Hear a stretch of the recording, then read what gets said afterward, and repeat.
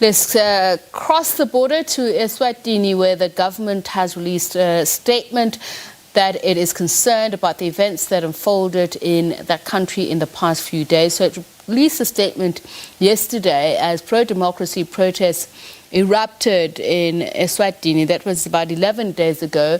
It spread to several cities and towns. The United Nations has expressed concern that human rights violations in that country are occurring, along with Amnesty International echoing these sentiments. There is no confirmed number of deaths at this point, but some opposition parties put that number at least 70 people and report hundreds of injuries. Some journalists, including New Frame journalists, have reported being attacked, arrested and tortured by Eswatini forces.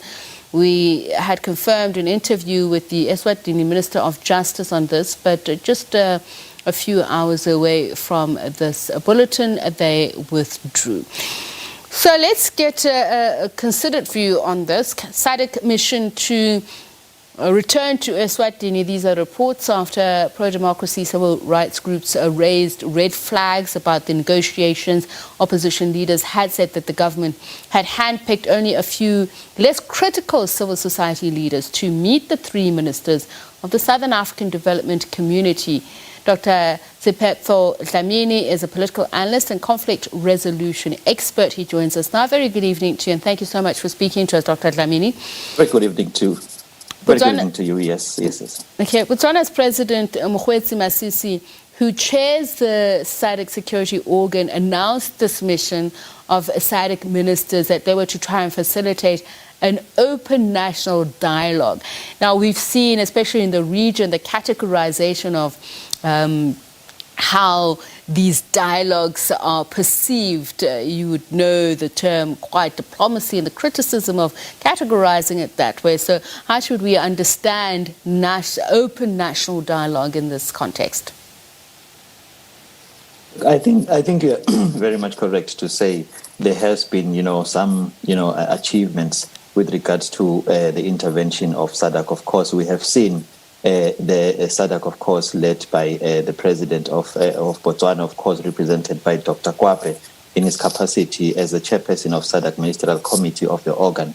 And I must say that SADC has been able to urge all individual groups, of course, and organizations that have grievances to desist from acts of violence. And to do so, of course, they need to establish platforms that will enable for proper negotiations. And it's interesting, Tsepiso, because the Institution for Democracy and Leadership in Swaziland has responded to the letter, of course, after a visit from SADC. And what's interesting is actually the third paragraph of that statement, which is actually structured in such a way that it acknowledges the transparency that has been brought forth by SADC.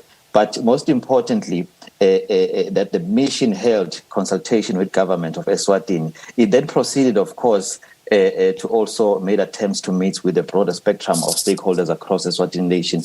But due to the short notice, quite a number of those stakeholders could not make it. And what's interesting about this, of course, is that, that letter or that statement by SADC, gives Eswatini government the fact that they cannot confidently claim to have held successful and fully represented sessions with SADC. But secondly, it also gives both parties the opportunity to take the issue of negotiation seriously. And the role of SADC, even though it's an imperfect, intergovernmental, organization, but that it should be taken seriously. But there are other, of course, sectors and external sectors that have contributed tremendously towards intervening in the issue of Eswatini. Representativity is crucial if one is to resolve any conflict or civil unrest. I want us to look at what it is that civil society leaders who will meet SADC will be asking for. I believe that they are to look for a national dialogue that must be inclusive. How do we define inclusivity in this case? They want that all banned political parties must be unbanned, a new democratic constitution be negotiated, and transitional authority to be established in the meantime. This is a tall order. We know that these demands are not new either. What is the likelihood that SADC will be able to bring about at least some base discussion for this occurring? I think one is looking forward, of course, to the second mission to the country to hold further consultation with key stakeholders. But what would have been a challenge, or should I say what is a challenge currently, could be the ununified sectors and stakeholders advocating for democracy and multipartyism in Eswatini.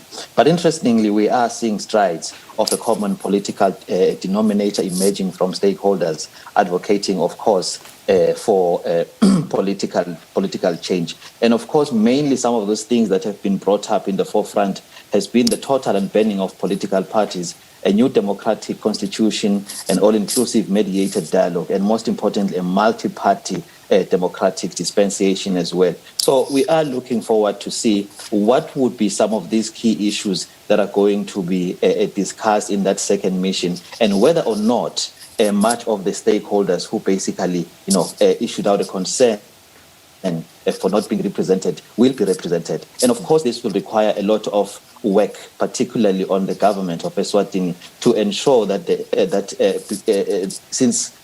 that for transparency and accountability to take place, much of the stakeholders who are advocating for democracy are basically fully represented in that second mission.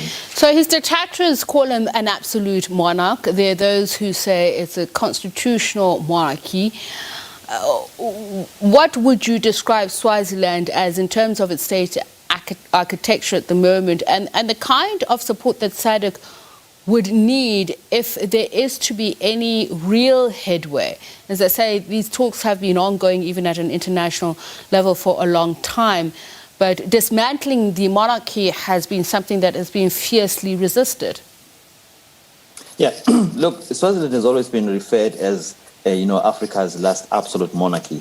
And of course, it does make sense to say that. You'll remember that one of the key aspects of an absolute monarchy is when a specific authority, has powers that are above the law and basically is in charge of quite a number or maybe all three arms of government. But of course, what is basically happening is advocacy, especially from what I think of the constitutional monarchy. But, discussing issues of system of governance right now could be quite important, particularly on the second mission. You'll remember, Tsepiso, that a constitutional monarchy itself can be divided in quite a number of sectors. You will have also a semi-constitutional democracy, monarchies, whereby the monarchy has influence over the state, almost to the degree of an absolute monarchy. But you also have other interesting systems of governance, which I do believe might be considered depending on the extent of the negotiations. But these systems of governance, like a constitutional democracy, which basically seeks to bring about stability in any divided society, particularly in the case of Swaziland, where the divisions or the class the class cleavages are in existence, especially, and also the ideological as well. So it is my belief that whether constitutional monarchy or any other system of governance, it may be too early to really delve deep into the specifics of a possible system. But what we can say and what we can be certain about, of course, is that such system must find itself stabilizing the country politically and bring about economic development in Eswatini. Dr. Siphetfo Dlamini is a political analyst and conflict resolution expert. Thank you very much for taking the time to speak to us.